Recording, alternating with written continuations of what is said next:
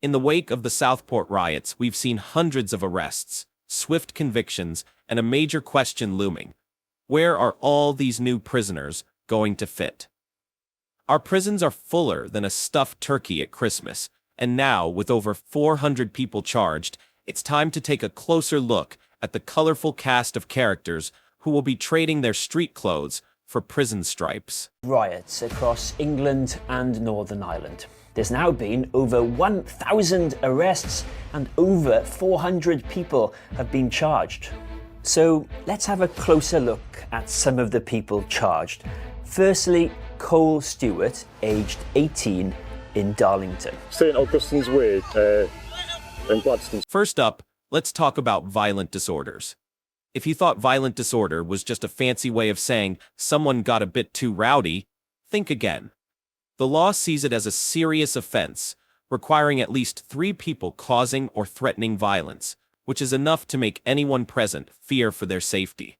In the case of Cole Stewart, an 18-year-old from Darlington, he wasn't just any bystander. No, Cole was chucking objects like he was auditioning for the next Olympic shot put team. The footage was enough to make even his own mother say, "Oh, Cole." But what's the difference between violent disorder and a riot, you ask? Well, think of it as the difference between a rowdy pub crowd and a full-blown brawl. Riots require 12 or more people with a common destructive purpose. It's like the violent disorder got its big brother involved, and things got really out of hand. Hull, John Honey, aged 25. He pleaded guilty to 3 counts of burglary, violent disorder, criminal damage, and racially aggravated damage to a BMW, as we can see here. They're attacking that car. Then there's John Honey, 25, whose resume of crimes reads like the plot of a poorly written action movie. Burglary? Check. Violent disorder? Double check. Criminal damage? You bet.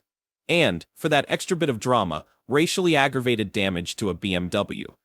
That's right, he didn't just attack the car, he attacked it with a side of racial hostility, making it a hate crime.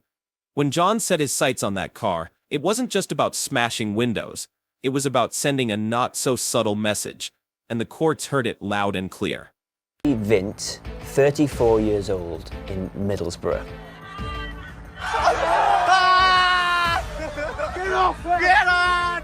It wasn't just this incident with the bin. Stacey was also charged with possession of a Class B substance. And then, there's Stacey Vint, the 34-year-old woman who thought it'd be a great idea to go after the police with a flaming wheelie bin.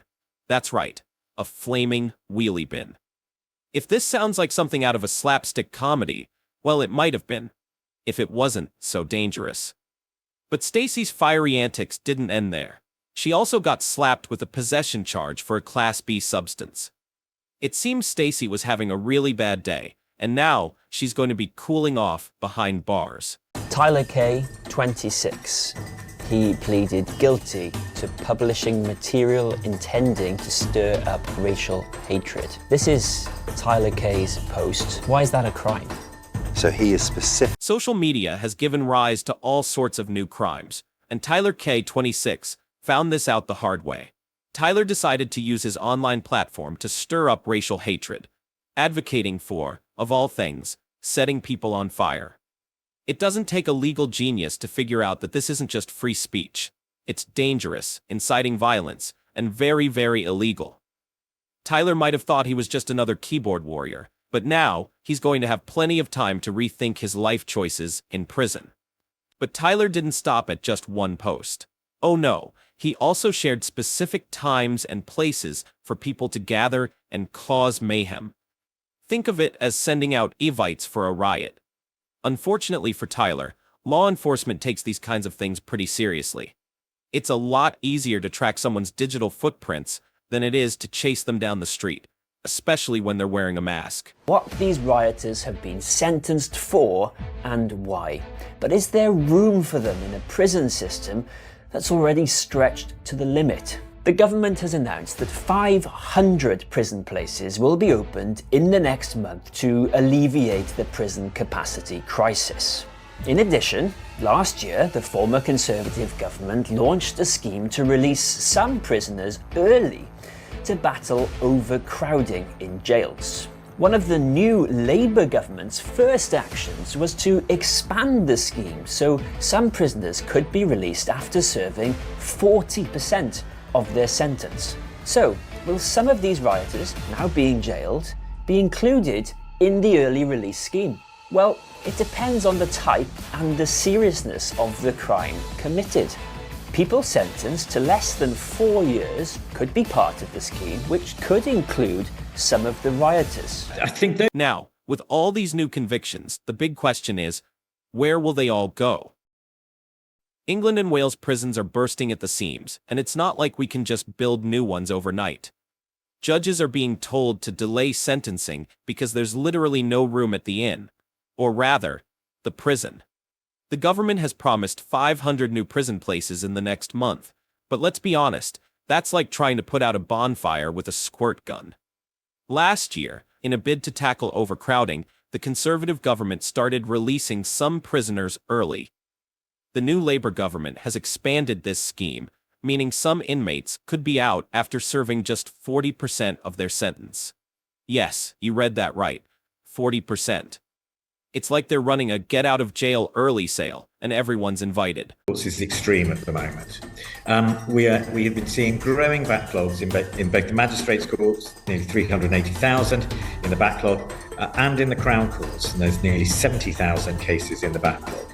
The criminal justice system has been mobilised to effectively carry out swift justice in the past. It certainly happened in the aftermath of the 2011 riots. What's different in 2024 is that the criminal justice system, the courts and the prisons have less capacity and they have less flexibility. But in terms of the question, does it deter? Well, I think it does. I think that we've seen a marked reduction in public disorder from the beginnings of this crisis. So, In the aftermath of the riots, the criminal justice system has been working overtime, much like a barista on a Monday morning. But does all this swift justice actually stop future crimes? David McNeil from the Law Society seems to think so. He points out that after the 2011 riots, there was a noticeable drop in public disorder. However, the system back then had more capacity and flexibility. Today, the courts and prisons are running on fumes. With a backlog of nearly 380,000 cases in the magistrates' courts and almost 70,000 in the Crown courts, it's like trying to fit an elephant into a Mini Cooper. It's just not going to happen. The courts are doing their best, but there's only so much they can do when they're already stretched thinner than a crepe. So, what does the future hold for these convicted rioters and our already overcrowded prisons? In the short term, the government's emergency measures might make room for some, but it's not a long-term solution. We're likely to see more arrests, more convictions, and possibly even more early releases. The big question is whether this will be enough to deter future riots, or if we're just slapping a Band-Aid on a much deeper wound. As for the rioters, they'll be spending some time reflecting on their actions, whether it's in a cell, or if they're lucky, back on the streets sooner than they might have thought. One thing's for sure, the aftermath of these riots has exposed deep-seated issues in our society, and it's going to take more than just a few prison sentences to address them.